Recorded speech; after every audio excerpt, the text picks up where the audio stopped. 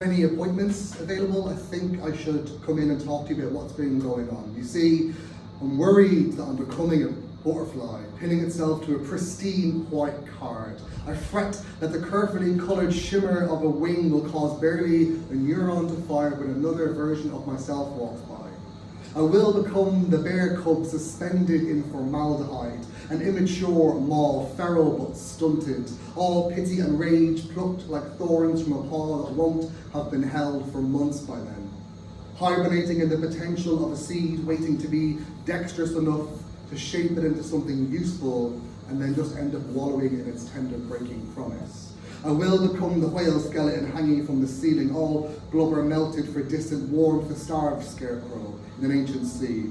I'll watch over their sins as they pass, crucified on the knowledge that they'll no longer be accounted for, and this hall will become an altar of forgotten blood. I will become the partly reconstructed elk, retrofitted from a poor memory while they were on the train to come and see me, a slap-dash polyfiller, puffing out the negative spaces of something once alive, cradling the tender structural integrity to hold long after it gave out, each falseness a ruby in my antlered crown. I will become the taxidermied fox whose eyes look more glued on than set in place, the frizz in the whiskers, the paunch torn from too much sawdust, a mockery of a self, resurrected with clippings from someone else's manuscript that I will want to blink so damn badly under the glare of these overhead lights. I will become an aviary of mute nightingales, a silent case of dulled iridescence fixed to branches only ever meant to be a temporary perch. Songs I'll forget the taste of will haunt those halls, pinging from pockets in the unison of hollow air. I'll no longer be able to organise into staves. I will become the object label explaining what it is they're looking at, a meaning by proxy, useful only to commute elsewhere, flimsy context, gone as soon as they'll go, a lonely epitaph, a rusted key for a broken lock. I will become the room of a colony's loot, every stolen gift, every body displaced from its grave, a collection only of wanton ravages that I will gaslight into glory, God, and a geography written in someone else's blood. I will become that emptied exhibition, not even a landlord of dead things, just the space they would inhabit if they were at all worth showing. I'll be under construction, out from maintenance, on loan to someone else. I'll mostly be available Mondays and Tuesdays, but can do sessions after 5 the rest of the week. Are you still doing them online? Thanks for your time. Cheers. Mount Olympus, a time out of time. Cruel fates, malevolent fates, haggard and heartless. So say the storytellers when speaking of us. You have heard the legends wherein we are vicious crones, 3 weird sisters who cackle over the meagre span of years we allot to men, smug in our own boundless aeons. You have seen the sculptures portraying us foul-featured, our breasts dry folds of skin draping our ribs. There is bent-backed Clotho, gnarled fingers grasping the distaff as she spins the thread of mortal destiny. There is beak-nosed Lachesis, squinting an eye as she measures how long a single life will last. Final and most terrifying of all is Atropos, the inflexible, who severs the thread of life and allows not one instant longer. Since the first tale was told around the first hearthside, we have been silenced and slandered. We have held our peace for too long. Draw close. For the first time, we shall speak in our own voices and tell the plain truth. Before the gods were, we are. We are endless. For us there is no death, neither is there life. We spin the radiant thread of life, but can only watch as mortals revel in its urgent joy. Not for us the leaping of the heart with new love, nor the agony of grief.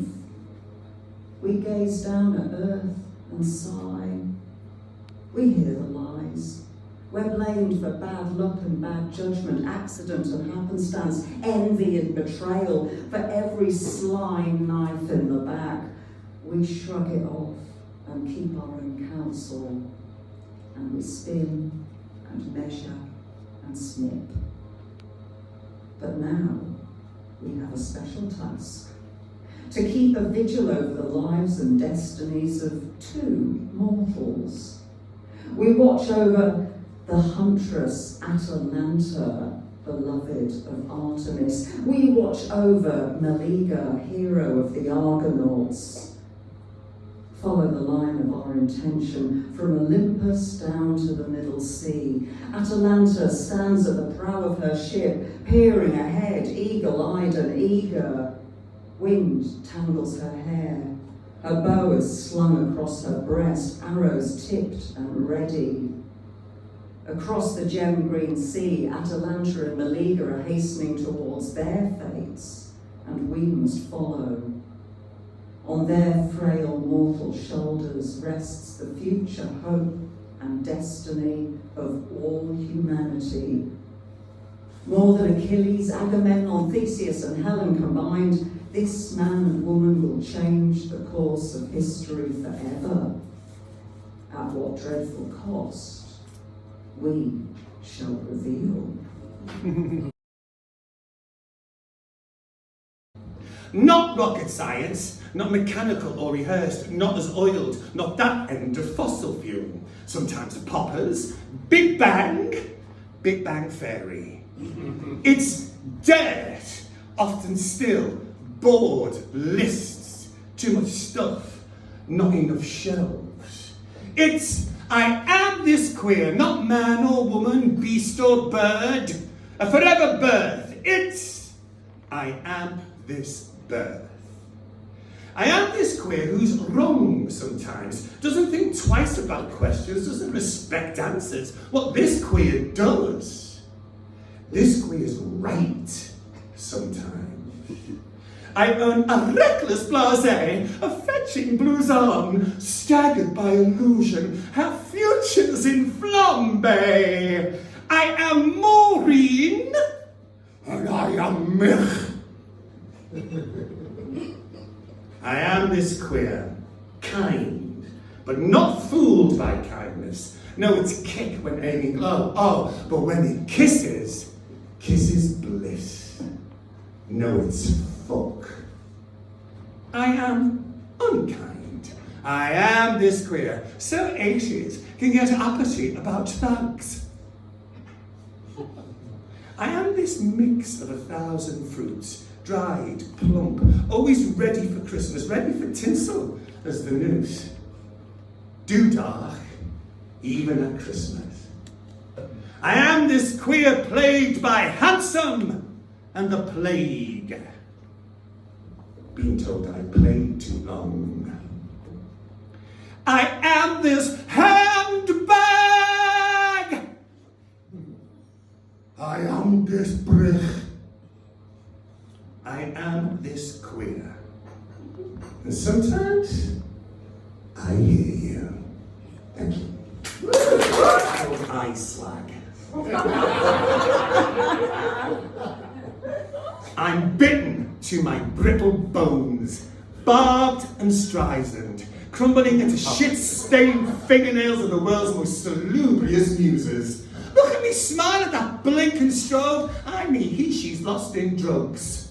Don't trust the trackers, dear. They're driving on its all kinds.